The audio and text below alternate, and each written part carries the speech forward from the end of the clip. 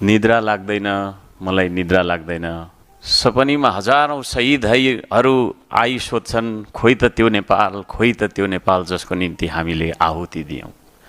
निद्रा लाग्दैन मलाई निद्रा लाग्दैन विपनीमा हजारौं आमा आई सोध्छन् खोइ त त्यो नेपाल जसको निम्ति हामीले कोख रित्यायौं।